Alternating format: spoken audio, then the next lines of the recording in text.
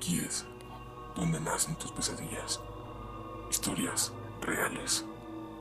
Sucesos inexplicables. Una puerta abierta al mundo del horror. Esto es Investigador Paranormal. Muy buenas noches, comunidad. De verdad, espero que se encuentren de lo mejor. Hoy traemos para ustedes la segunda parte, mi turno en la garita. Te sugerimos que si quieres entender esta historia, te veas primero mi turno en la garita. Pero antes de comenzar, y muy especialmente quisiera mandar un saludo a Saúl y Saraí que nos escuchan desde Cañada de Negros, Guanajuato. Muchas gracias por escuchar mi contenido. Muchas gracias por formar parte de este podcast. Ya son parte de la comunidad más paranormal de YouTube. Por ahora, solo te pido te relajes, apagues la luz y disfrutes de los siguientes minutos. Recuerda, estás escuchando Investigador Paranormal.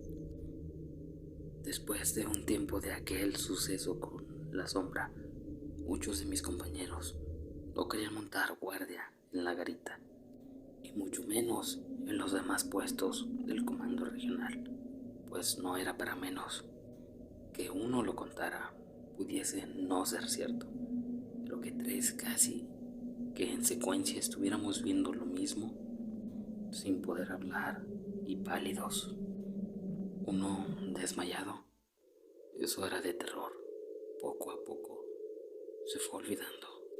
Hubiera preferido que se quedara olvidado en el pasado, pero no fue así. Esto cambió hasta que un día sábado, jugando la Vinotinto, Venezuela contra Colombia, dicho partido fue nada más y nada menos que en el estadio del Pueblo Nuevo de San Cristóbal, estado de Táchira. Sí, lo sé, ya se estará preguntando, ¿y qué tiene que ver esto? Pues el comando regional que tanto les cuento es el comando regional número 1 de la Guardia Nacional de San Cristóbal. Este colinda por uno de sus costados con el estadio del Pueblo Nuevo. Desde allí se puede ver los partidos. O bueno, los que estuvimos ese día de guardia los vimos más que cómodamente hasta que se hicieron las 10 p.m. Por supuesto, ya hace rato había terminado el partido y todos los espectadores se retiraron del estadio. Nosotros, la tropa, quedamos hablando y sin que nuestro superior se diera cuenta. Vaya, nos tomamos una botella de ron. Esto irresponsablemente, pero pues es imposible emborracharse con una botella y más de 10 soldados.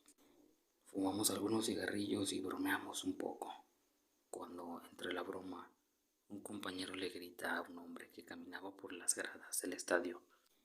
Todos volteamos a ver a aquel hombre para asegurarnos de que saliera de aquel lugar, que se diera cuenta de que ya lo habíamos visto, pero de repente y de la nada el hombre ya no se veía caminando, sino como si flotara. Pero obvio, desde donde nosotros lo vimos, el hombre estaba muy lejos, así es que algunos dijeron que sí flotaba y otros que no.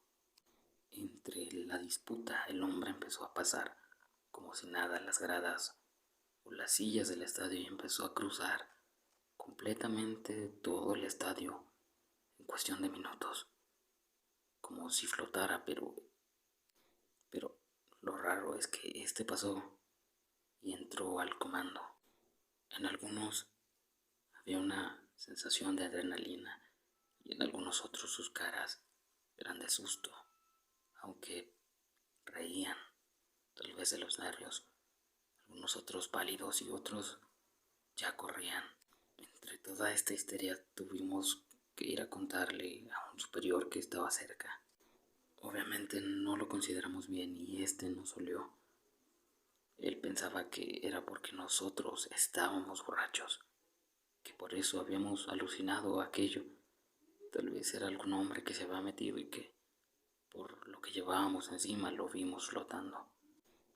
El regaño iba a comenzar hasta que uno se puso a llorar y juró que era cierto. El sargento llamó al oficial de guardia y llamó a formación para contarnos y hacer una búsqueda, pues seguía creyendo que no era un fantasma, sino un civil que entró al comando por descuido de nosotros. Para la sorpresa de este sargento es que después de la búsqueda preguntó por dónde entró el supuesto fantasma y se paró por donde lo vimos entrar. Él mismo vio con sus propios ojos. Vio cómo se repetía la escena de aquel hombre cruzar nuevamente las gradas para atravesar el estadio y marcharse. El sargento no pudo dar una explicación lógica de aquello y se hizo la señal de la cruz.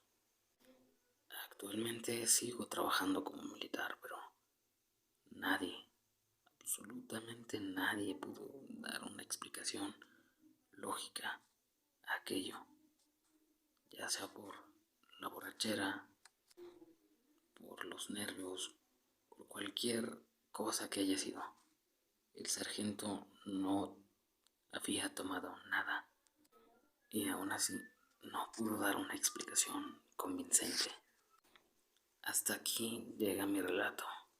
Muchas gracias por leerme y si tengo alguna novedad, créanme que pronto se las estaré contando.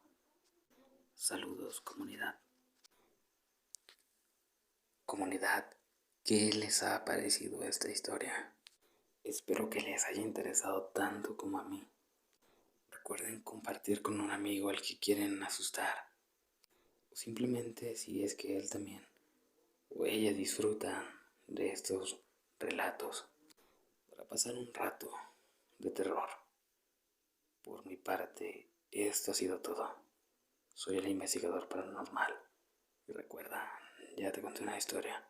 Ahora